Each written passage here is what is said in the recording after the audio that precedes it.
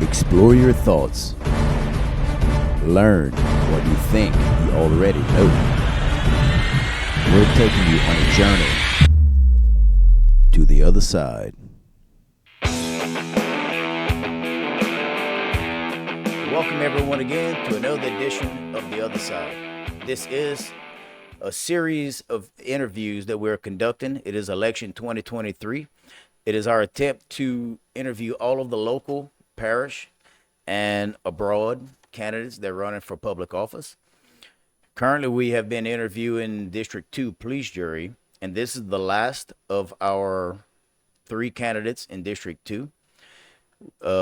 Kirby Roy, as you may know, is the parish president. He's also the reigning police juror for District 2.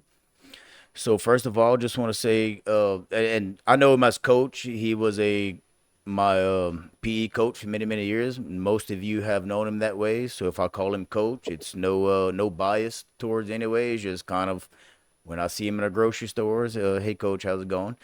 So coach, welcome to the program, first of all, and I want to thank you very much for coming on. I think it's very important that the parish hears both sides of everything and everyone's reasoning for running for office.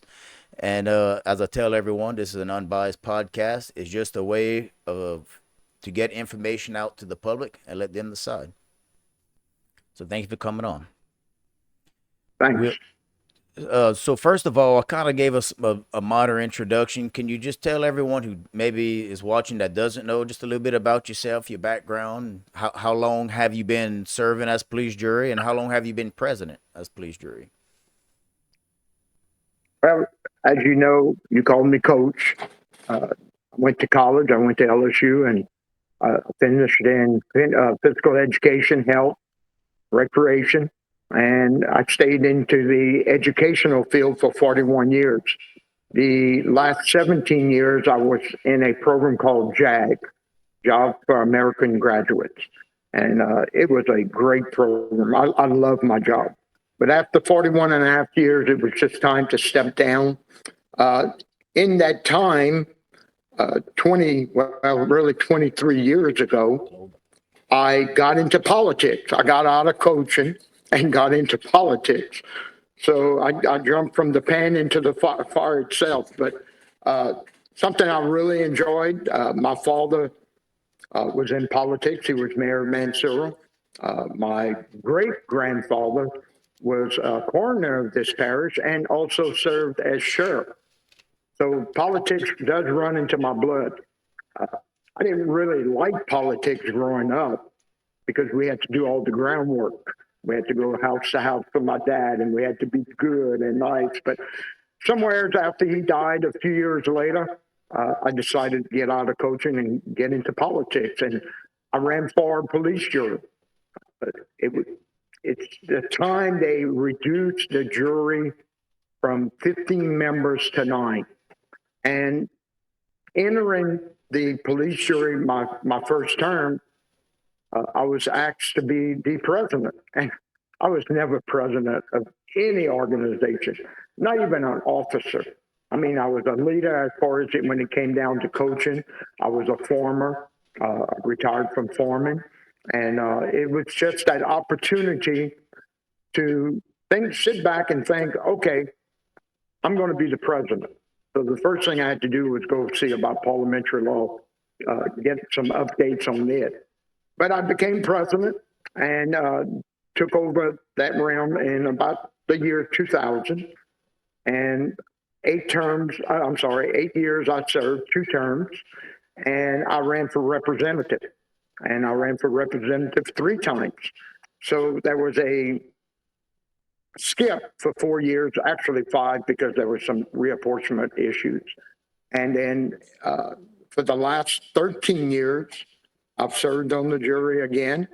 And the last 2 terms, I had no opposition.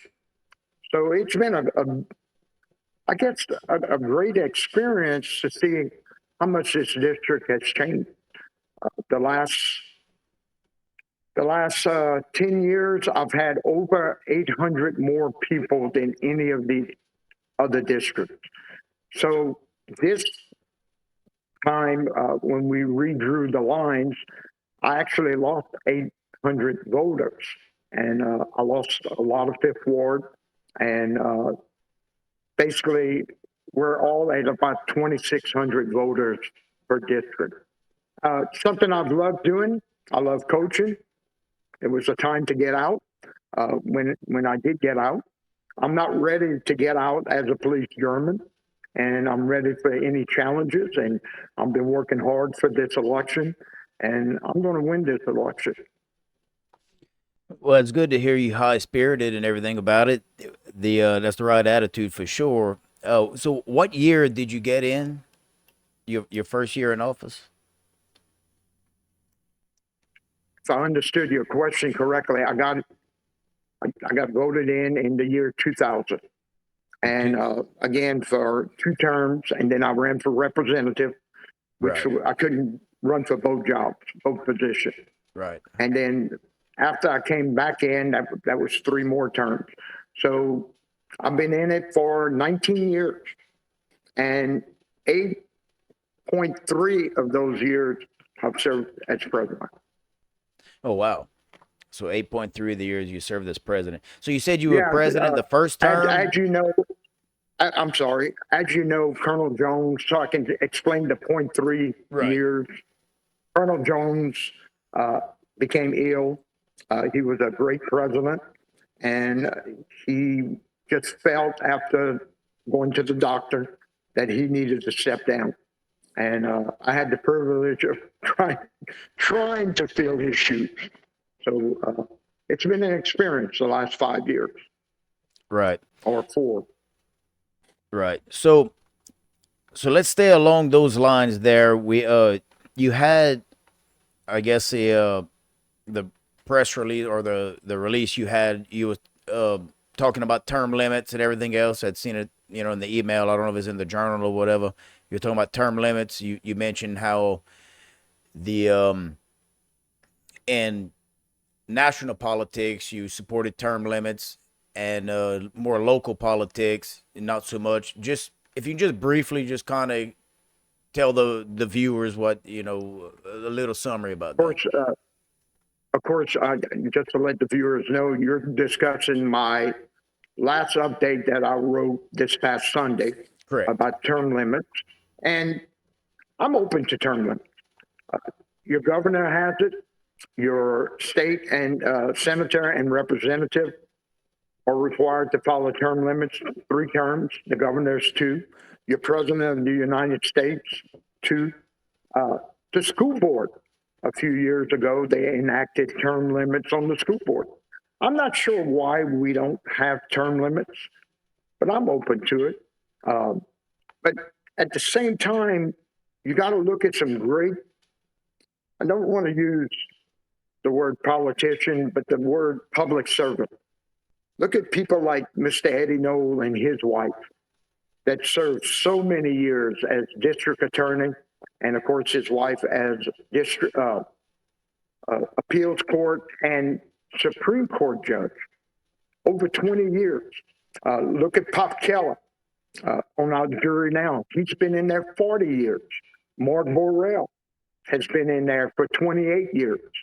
So, term limits, there's a point to it, but then in the long run, you might lose great people.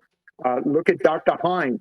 If they would have had term limits in his day, he wouldn't have became president of the Senate. Mr. Raymond Laborde, if he would have had to face term limits, he would have never became commissioner for the governor for the state of Louisiana. So a lot of good things. You got to look at pros and cons. But I am very open to term limits. Definitely. Right. So you speaking about pros and cons. It could be good, and maybe we wouldn't have had the Dunn Hines or the Knowles. Maybe someone else maybe could have stepped up and filled their shoes. But with that being said, we reap the I guess rewards of not having the term limits for that particular time. I guess kind of Yeah. to sum it up a little bit. And Lance, you know, If you're not doing the job, you'll get voted out. You know, I've heard that with home rule charter. That teacher came out of home rule charter, in that, if you don't like the president that will be elected, you get to vote him out. Well, same thing with term limits. You can actually get voted out if you're not doing the job you're supposed to be doing. Right. So you mentioned home rule charter, so we can jump into that real quick. We Great. so I'm asking a series of questions to all the candidates. Now, yours as the incumbent and parish president, you get the nods are out, right? The incumbent, that's the one that people are looking for. So yours are a little bit different, but it's all general questions. So we're gonna talk about the home rule charter. And for the viewers listening, on the last two podcasts, we explained the home rule charter to the best of our ability of with the petitions and whatnot. So, Coach, my question to you is: with the home rule charter, that they, according to that side, they had the required amount of votes to pass it. It was signed by the clerk of court, and according to the Journal a few weeks back, I believe is where I read it. There's I guess, an effort to block it, or I guess reevaluate it. Could you just explain that a little bit on the process of what's going on with the home rule charter right now? All right. Home rule charter. I'm open to it. I was very much in favor of this charter 20 years ago. I looked into it, and the jury was not interested in it. But through the years, it's come to us probably about 3 times. This is the third time around. This whole election is based on home rule charter. The people that are running against us, East German, is basically pro home rule charter. And home rule charter, if you don't understand it, think about the mayor of Marksville and the town council. That's exactly what it is. You got somebody in charge completely, and then you have your council members that represent each district. And that's the simplest way to think about it. Nobody, me, my opponents, the advocates for home rule charter, nobody can give definite answers until a charter is written. And there's a lot of reasons I'm against it, and I just felt that not all my people actually would like to look into a home rule charter. And I've hit 800 homes on this campaign. 2 people brought it up. The charter, not the charter, but the petition went out back in, I'm not sure, December, January. And there were certain requirements by law that must be followed when you get signatures. And one of the main headings, one of the major parts of a petition is ward and precinct. And you think, well, that's not a big deal, but going over the speed limit 5 miles an hour might not be a big deal anyway, but the police officer will give you a ticket. It's just something that was required. There's a lot of other issues that I really do not want to get in, because we're still in a lawsuit. I'm just not sure where we're at or how far we're going with it. But the home rule charter, it's all about giving a person that would be a parish-wide president the power, and depending on how the charter is written, the power to run this parish with a council. We don't know what the council is going to dictate because the charter has not been written. But a lot of parishes, many parishes, St. Landry, Point Capee, I've checked with these people. Not everyone, they are wishing that they could go back to a police jury. We got 9 members that represents this parish. for 9 districts. We come together, we work together, we bash heads sometimes, but then it all comes down to a vote. And it's a 5-4 vote, the majority rule. And that's the best thing for this parish. That's how I feel. Most presidents of a home rule charter will get paid more than all of the jurymen together. You're looking at 89, let's say 80,000. There's some that get paid 130,000, 150,000, but that's just salary. You got to think of benefits, expense account, a vehicle, insurance. They don't tell the people about this. They're not telling people about this. But again, it depends what the charter wants, or the commissioners that will write the charter, what they actually want to do. St. Landry, I believe they started their president at 60,000. Today he's at 130,000. So that's a lot of money. This man or woman would have plenty of power, and it's just too much. I just think we're on the right foot. We're not perfect. Our home rule charter is not going to be perfect. I don't think the public as a whole wants to entertain this. There is 10%. 10% of the population might be interested, but I'm not sure if that 10% really understood something about a home rule charter. But 10%. But the charter was not completed like it should have been. The jury took a stand. And yes, we had to hire a lawyer because our DA, who represents us, a good friend of mine, does an excellent job.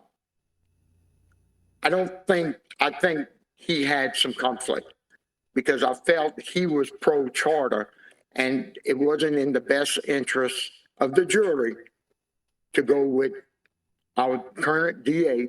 And so we decided to go with somebody else. And I called him, and he well understood. I heard those words come out twice. I understand. And that's why we had to hire a lawyer. We felt there was a better position that we could take as a group because there was 5-4 at that point in favor of a charter.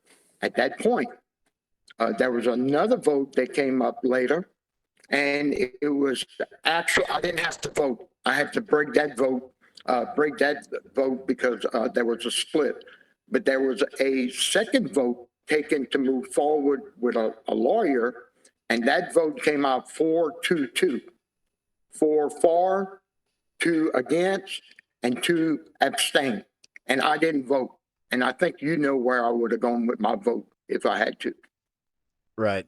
So, if I understand correctly, and for the public, from what I understand, the DA is sort of like the lawyer that kind of represents He the police represents the jury, jury. correct? So he was not not saying for certain that he was for it or whatever, but he was more or less against the position of what the police jury was voting for. So you had to seek outside counsel for to proceed with blocking it, right? And Lance, we did. You call me coach, I'm gonna call you student. Right. But Fair enough. Lance, we did. We decided to go with a lawyer. I investigated different lawyers. I got opinions, and we made a decision to move with the lawyer that we hired, and we went to court. The judge just didn't think there was enough time to let's see, I need to be careful because the judge is my friend too. Right. But he just felt at that point he was going to rule in favor of the home rule charter. I'm going to keep it like that. And we disagreed. We didn't have a chance to give our side of the story, and we appealed it, and it went to Third Circuit. We won it. We went to the Louisiana Supreme Court because they appealed it. We won it. Then they appealed it to go back to the Third Circuit, and we beat it again.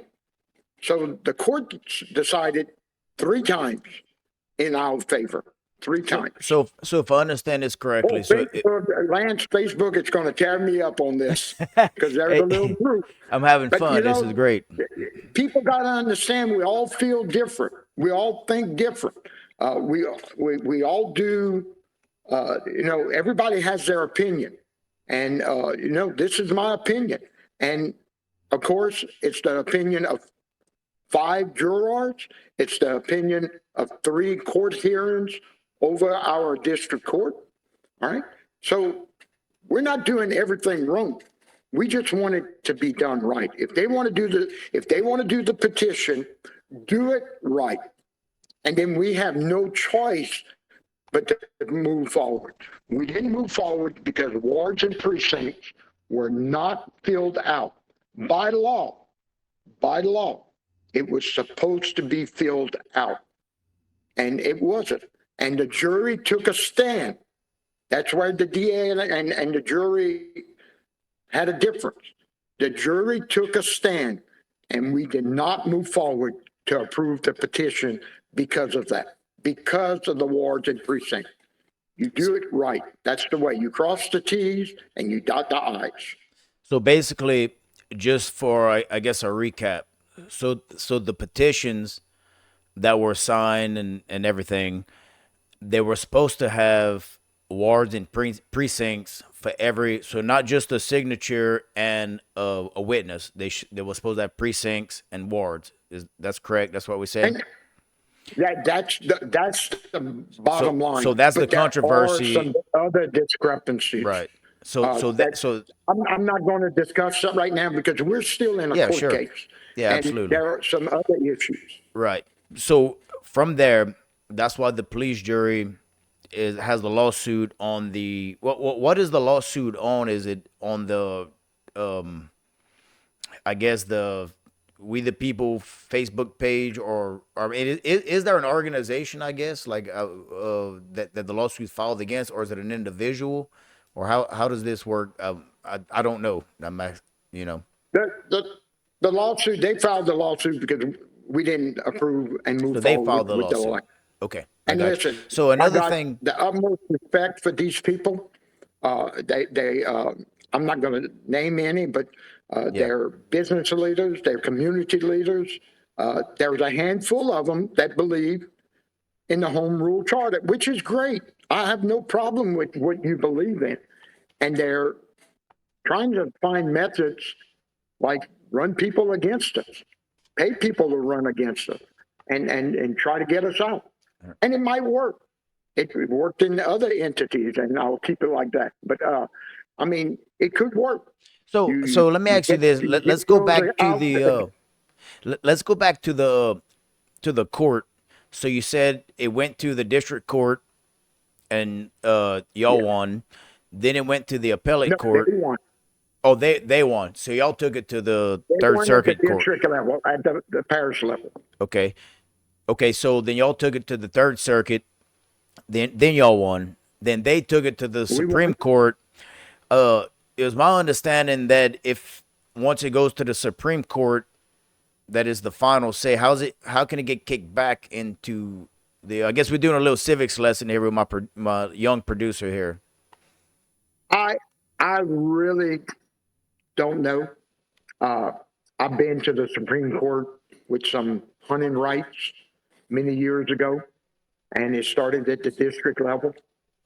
It went back to the district level. Then it went to appeals court of 3. Then it went to the appeals court of 5. Then we took it to the Louisiana Supreme Court, and that was the final decision. That was my understanding of the judicial system. I can't answer that. You're going to have to get somebody to answer, because I figured, like you, once it got to the Supreme Court, that was it. But it got kicked back to the Third Circuit. Right. And I thought it was going to get kicked back to the appellate region district court. I thought it would get kicked back at that point and be retried, but it wasn't. Right. So, Now, could it still happen? Yes.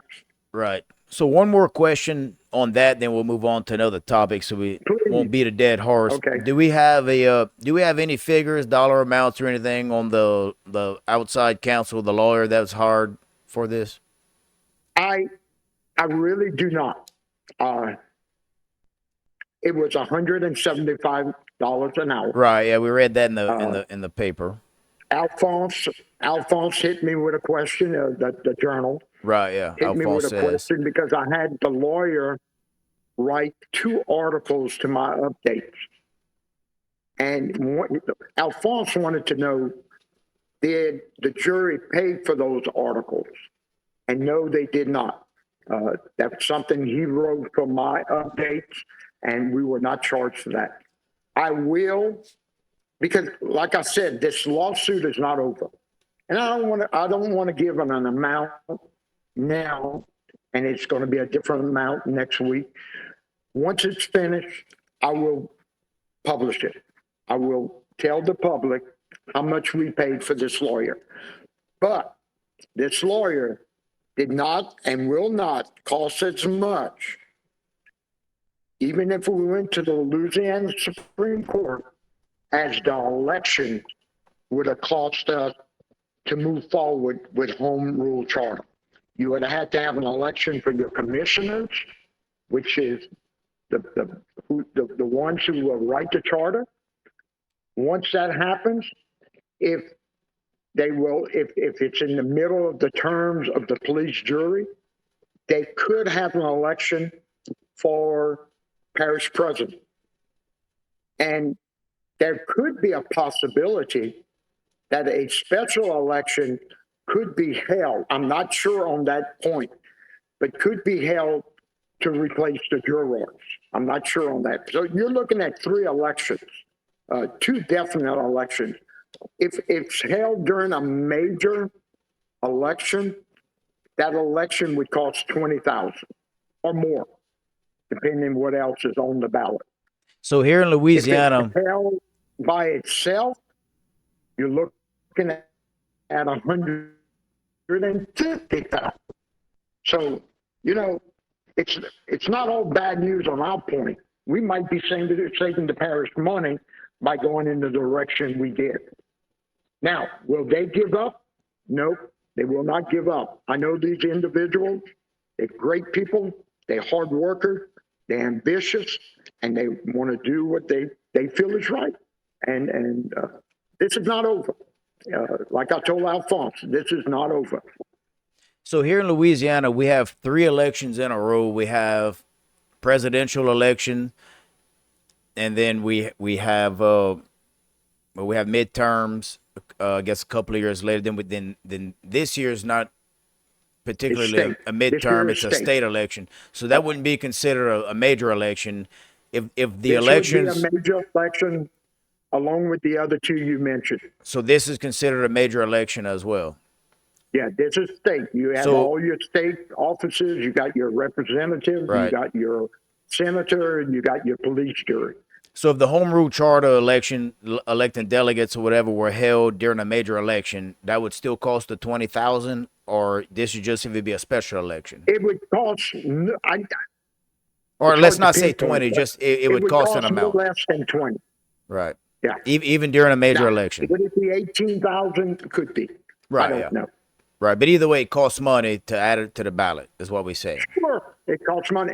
Then you have to have a lawyer to prove, to look at all these documents, this charter.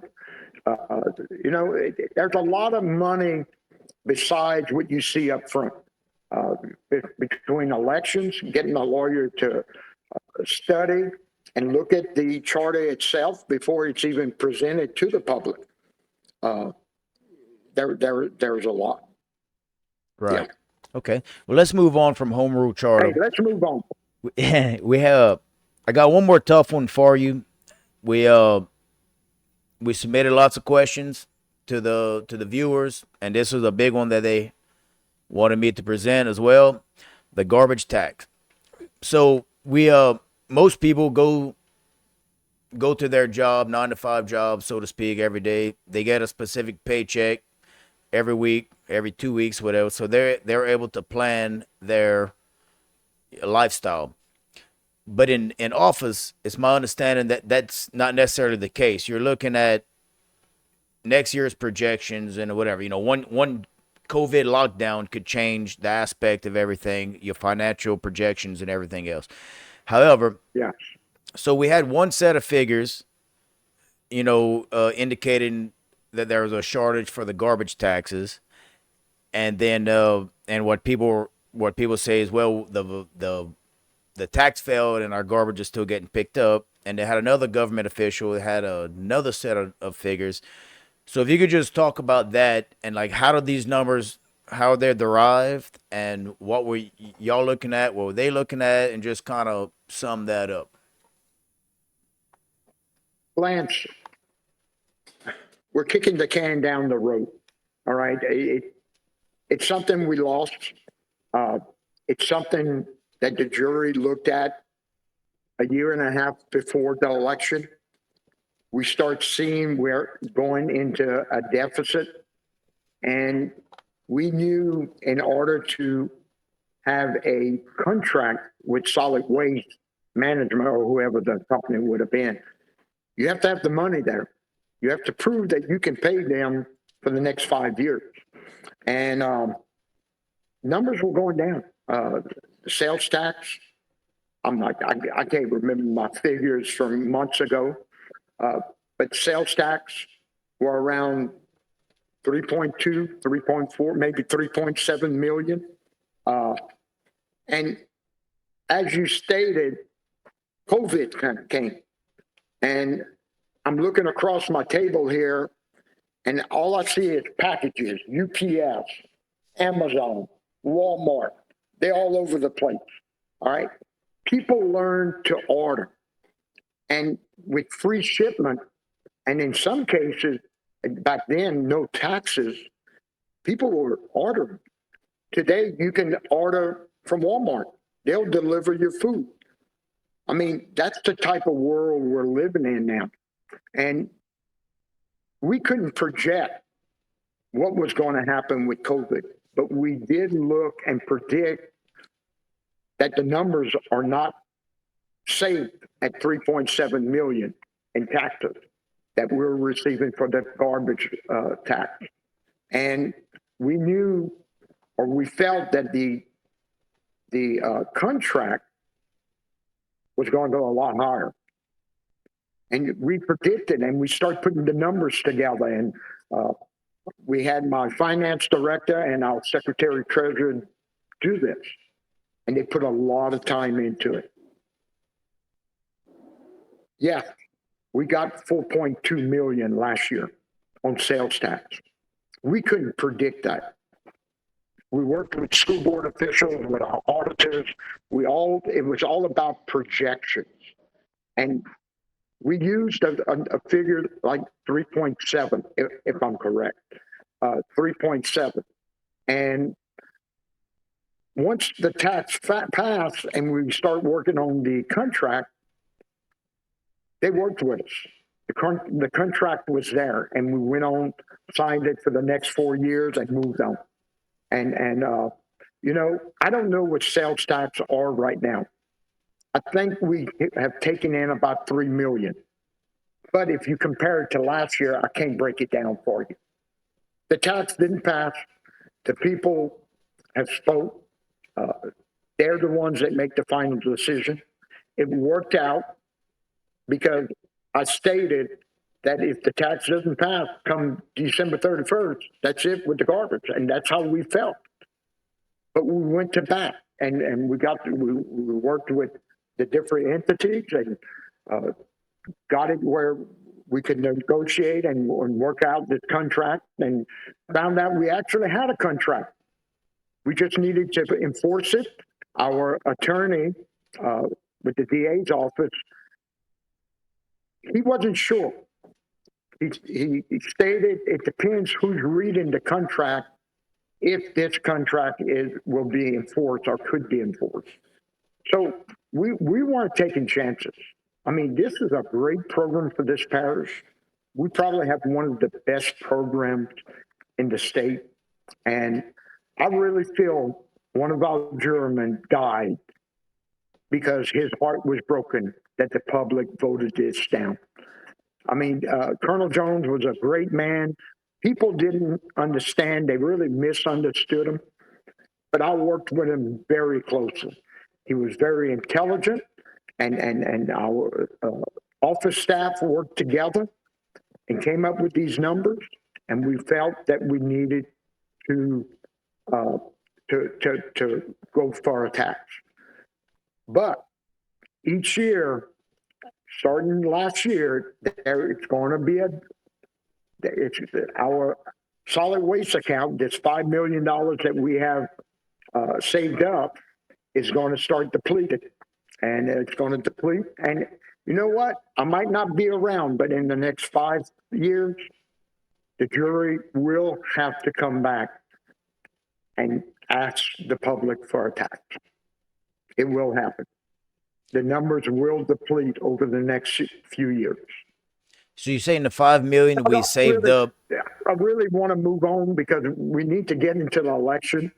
If you want me to answer a question, I Right? Yeah, will. yeah, yeah, yeah. I got a couple more questions for you, but uh, that was the major questions. But one more question on that. You said the $5 million we have, is that like in a bank account, or are you saying the amount of revenue that we have? You said the $5 million will This continue to is get cash. depleted, This is cash on hand. I think it's 6 million, right? but it's cash on hand. So you're I'm saying not a for budget expert. right. Um, So right now you're saying for the garbage tax, we're using the revenue we have going to garbage tax isn't enough, and the revenue is saved. we're Yeah, using from a $5 million stash pile somewhere. it's it's going to start depleting. This is money. I think this program started back in the 80s.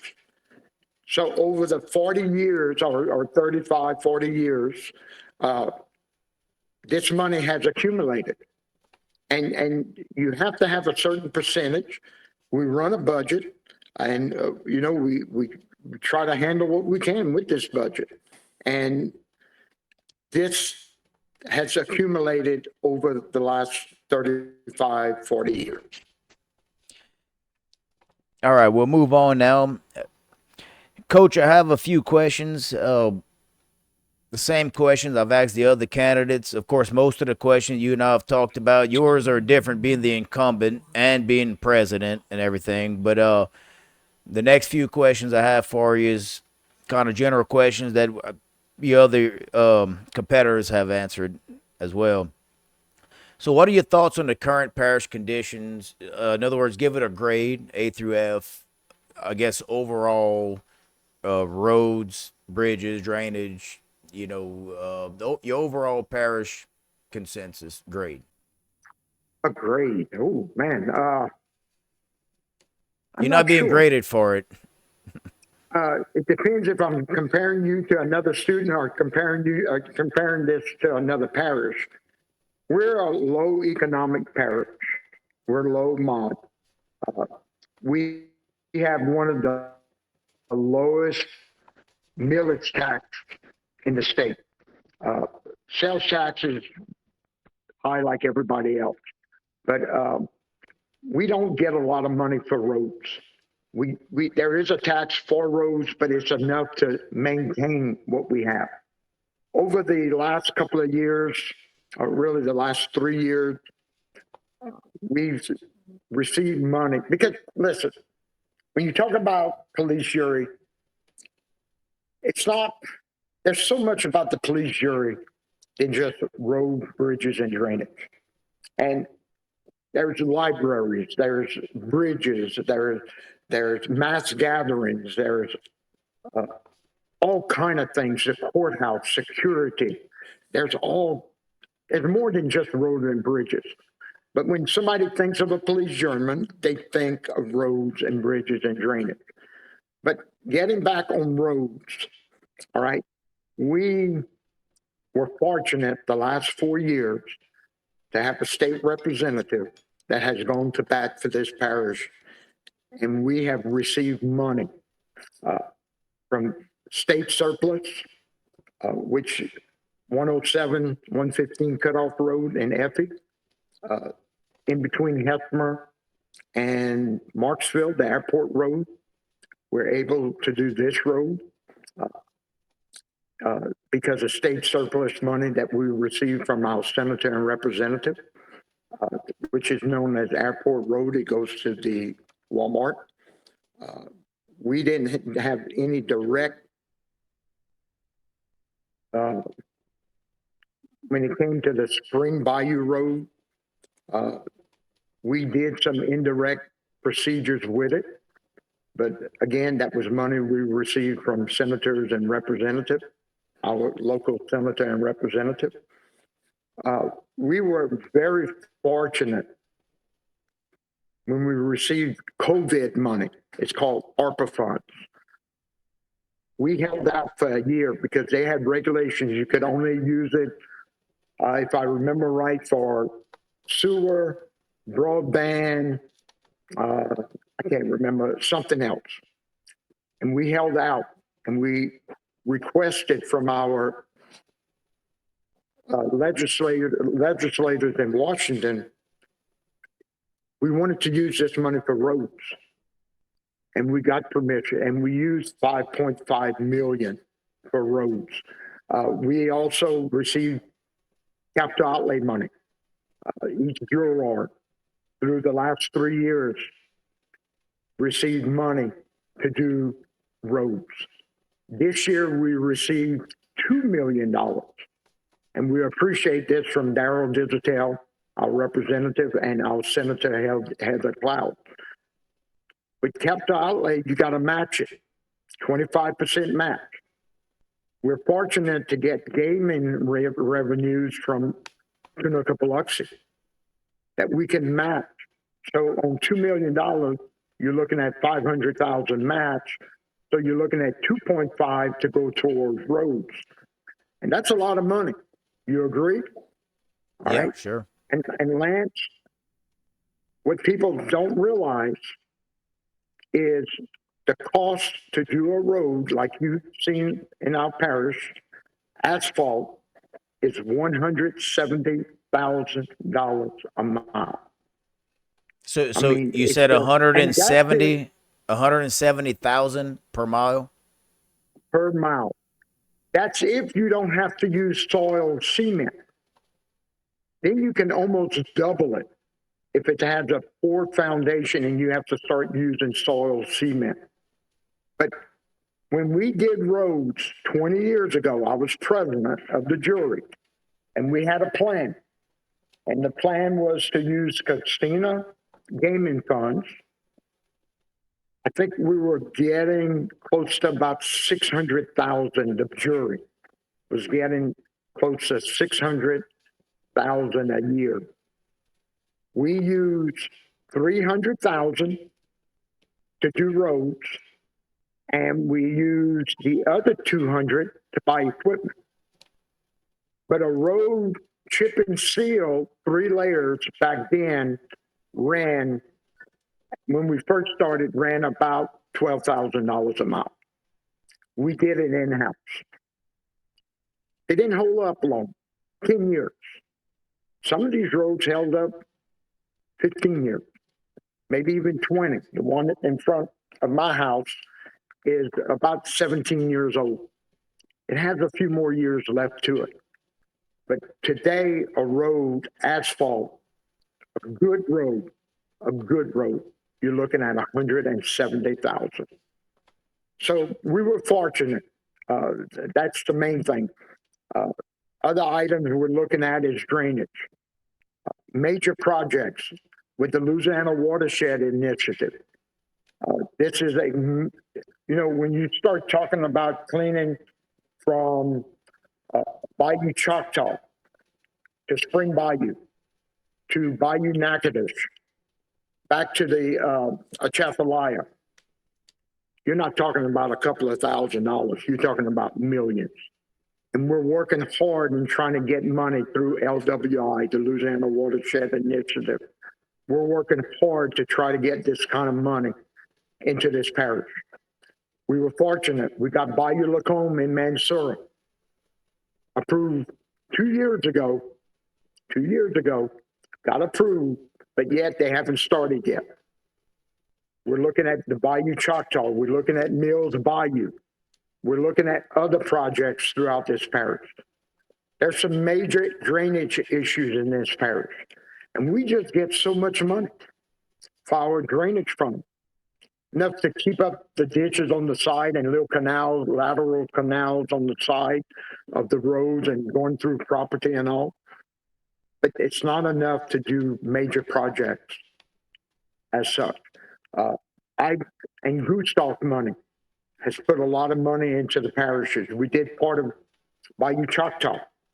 We did an area in Bunkie. A lot of money has been used through grants, and we continue to fight for these grants. When you talk about a letter grade, I don't think I could give a letter grade throughout the parish. I would have to do it on individual basis. Like when I gave you that F, that A in class. I'd have to do it individually. With Road District 2, that's a tax. That's a 30 mills tax. And many, many roads are getting done. So that's around in the Simpsport, Barlownville area. That's that area there. Barlownville, DuPont, Clocherville. That was the tax. Are getting done each year. That was the tax proposal from a few elections ago, where the parishes started divided into several districts, and that was I think the only district that passed that tax. Is that correct? It was divided into 4 districts. Yeah, 4. And that was the only district, and the highest. The other districts wanted 25 mills, and their district passed a 30 mills. And every year, 30 mills is a lot of money. Every year they get about 800,000. So if you're looking at $170,000 a mile, that's not a lot of roads. And some of the roads they improve are gravel roads. They add gravel, or they do a chip and seal, which is a lot cheaper, maybe more like I'm not sure, 120,000. But they're getting roads done. We got to fight, and nobody can promise, unless you're going to try to pass a tax, and we tried with a plan. Nobody's going to pass a tax in this parish again for roads. I think here it's going to take a lot of work. I think here in Louisiana, we're not the most wealthy parish, and we're definitely not the most populated. In fact, the 2010 census, I've mentioned this before, the 2010 census, we had 42,000, people living here, and then now it's 40,000, so we actually lost. It's actually below 40, and I know that affects a lot of things, tax revenues, that affects a lot of things. But the idea of taxes, including myself, I mean, I'm not a pro-tax guy, but I mean, I believe in taxes for whatever, for your local parish municipalities. And I think a lot of people feel like, and I understand your side. The whole purpose of this podcast is called The Other Side, to hear both sides of everything. So you have one side saying that we taxed enough, we have groceries, we got to get this and that, get my children clothes, and then there's the other side. Well, we complain about our roads, and then there's not enough revenue. Then you have another side that says, well, there's just not the misappropriation of funds, and there's a whole big debacle here. And that's the beauty of this, the way we conduct the podcast, to get all of the information out from all angles, and everybody falls in one of these angles, one way or the other. But everybody gets to hear each other's point of view, and why. For one reason or another, this ideology is preferred or sought after. So, Coach, a couple of more questions, and then we'll. So one here. Lance, may I say something? Yeah, go ahead.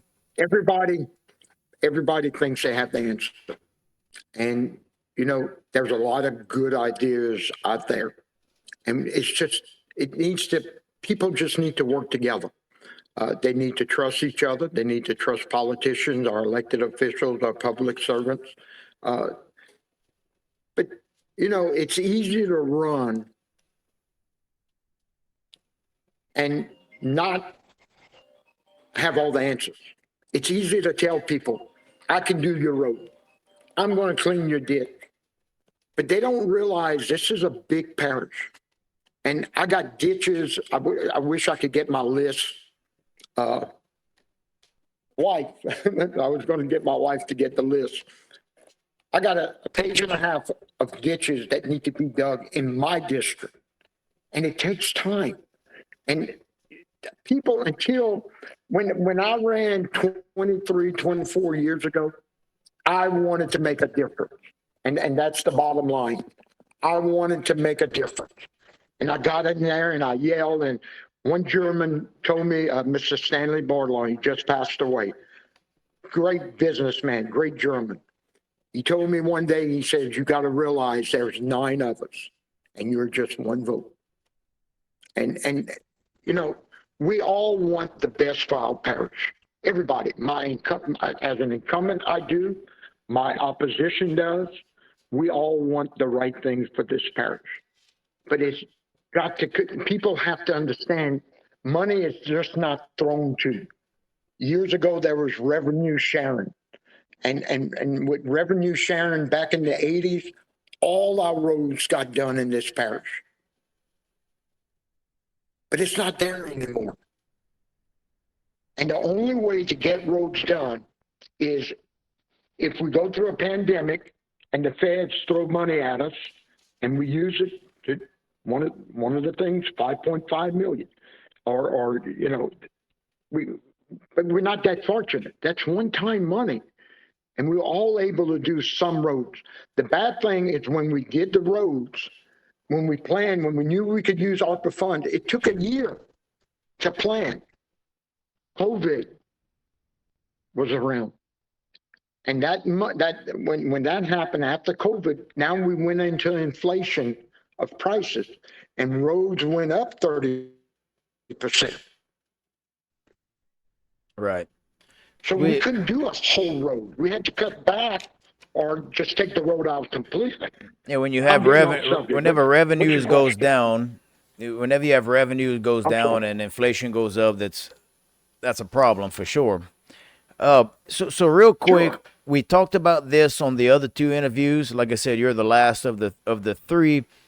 So not trying to beat a dead horse, but in case they hadn't watched the other 2 podcasts, Coach, could you briefly explain your boundaries of where District 2 encompasses? That is a good question. I know my boundaries, but it's a good question because I see signs all over. Not in just my district, other districts, I see signs and I know it's in the wrong place. The district, it's the town of Hudson. So Coach, so right quick, not to interrupt you, but my producer's pulling up the assessor's map right now. So just to let the viewers know while you speak, it's the purple area. Can you zoom in a little bit more, Emily? Zoom okay, a little too much. Back out. Okay, we'll try to get it right. So it's the purple area. Okay, Coach, go ahead. Get my ditches and that little map. Bring that little map. My wife is getting the map. Yeah, we have it pulled up right now on screen, Coach. You can't see. You just see a green screen behind me. But I see, yeah. So we have it pulled up. So it's from Little California Road. It looks like most of it to Main Street. It goes around, then down the island. If you go down 1194, it's the left side. I don't see it.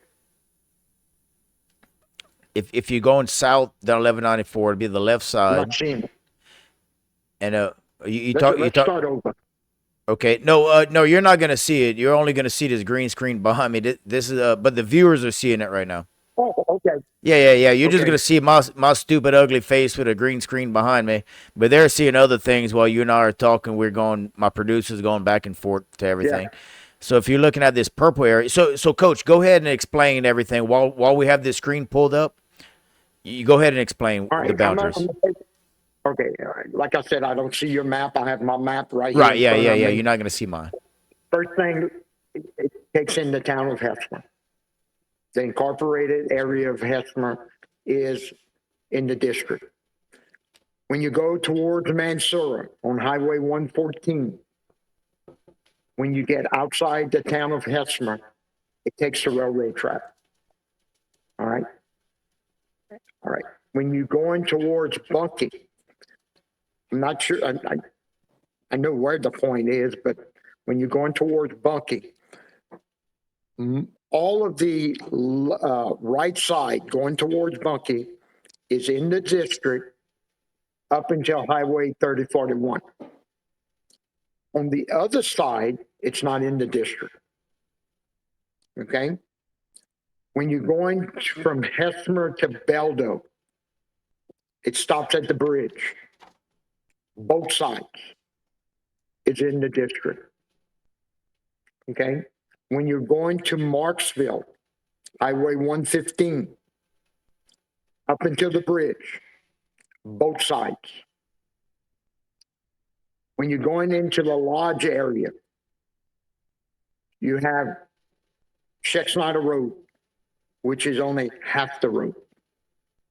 Boundary lines, the boundary lines, you can get them from the assessor. Right. You can get That's them where from we're the at right assessor. now. That's the screen that's pulled up. Right now the viewers are seeing it. We're on the assessor's office website right now. Yeah. You'll be able to I see think when you I watch the covered it. podcast. Oh, Fifth Ward. Okay. Beldo, after the bridge, going to the Fifth Ward, is in Pop Keller's district. When you cross the railroad track, going to Fifth Ward, Darrell Wiley, Point to the island over there. District 1, has that area. When you get to the highway, and you go towards Marksville or towards Fifth Ward, when you get to JV Coco Lane, Point to it over there in that triangle. okay, that's where the Left. funeral home is. Right there. The Baptist Church, Keitla Martin Harris Baptist Church. I have the left side. When you hit 1195, 1194, when you hit 1194, I have just the inside of the island, not the outside. So in Fifth Ward, I basically have the island area. It'd be the easiest way to say. Right. Is I the know left people are side confused. until you get to Eli Dozar Road, and then you have all the rest of it from there. Left side, Eli Dozar, and Darrell Wiley has the right side. Yes. When you get to the island road itself, I have both sides. Okay. Right. All right. Okay. It Yeah. these lines, people, we don't have there was no politics in this. When I became a German back in 2000, I had all the Flip Fifth to the Ward, page. and I also had part of Marksville. I had behind Pizza Hut. All right. So through the years, every 10 years, you have to Now go back. do the demographics and redraw the lines. And that it's, we don't get involved in it. We hire somebody to work on the lines. They use a magic number of 2,600 this year. He was given the map. He came to us, and this is what it came out to. We don't split I hate to see Fifth Ward split. Fifth Ward got split before I was on the jury 15 years ago, 20 years ago. And it's almost It in was three split. different ways because when you go towards what is 1195, then that's another one. So if you consider all that area Fifth Ward, it's almost like it's divided into three ways. Even there's Ward 1, Ward 2, Yeah, and then 5, I believe it is, which is my district where I live. I believe yeah, it's 5 five. that takes over You there. got it. You have it 5 and 1 and 6. Yeah, That includes Belleville. right. But I mean, this is done every 10 years. Lines are used like roads, power lines, bayous, canals. These are all markers. So some of these lines might be drawn along a canal or a big ditch. All right, it might be a power line. It might be a road. So that's how they determine. That's why somewhere along the line, somebody across the street might not be in your district. Yeah, that happens a And lot. Right here where I'm at, that happens a lot down not necessarily for police jury, but I know like for state senate, the lines get kind of real funny in here in this area right here. yeah, So yeah, let me ask you this. This is a very tough question. What's your ballot go number? for it. What's your number on the What's my ballot? what? Your number on the ballot. 61. 61. Okay. So we got 59, 60, 59, 60, and you 61. So we interviewed y'all in order, I guess. So Yeah. so real quick, coach, in closing, we what do you want to relay to your constituents and your voters? Why should they vote for you? Like one last message. Here's the time to get it out now. All right. Well, we talked about roads, and I got 5 seconds. I mean, 5% of my phone left. But we talked about roads. We've done a lot with roads. Transparency between the radio station, between the newspaper, between my Sunday report that I send out every Sunday that I've been doing for over 4 years. There's a lot of transparency. We did have TV and Facebook at one time. COVID, I don't know. After COVID happened, they never came back. It's not that we don't invite them to come. They're welcome to come and film it. You're welcome to come film any meeting. The permit office is friendly now. It's people friendly. They serve you with a smile. They're great people. They're intelligent people. And we put it on the first floor to make it easier to get to. We also, it's 5 days a week and not just 4. And we just changed the hours, 7:30 to 4. It's a great experience. It's a lot better than it was. Solid waste facility. We have a new barn, something for this parish to be proud of. We have great equipment. We have the barn organized. We have an updated facility for dumping where you drive up a ramp and throw into bins instead of throwing up into a bin. We have a positive budget every year. We have a budget that has money. We want to spend money too, but we have money. We have a surplus in each account. Trisha Park's getting new pumps. They're getting a new road. That's going to happen in the next month. I'm just looking at my notes. Libraries, parish wide. We just put one in Fifth Ward. We put one in Effie. We updated the one in Bunkie. We have a great facility when it comes to libraries. Health units.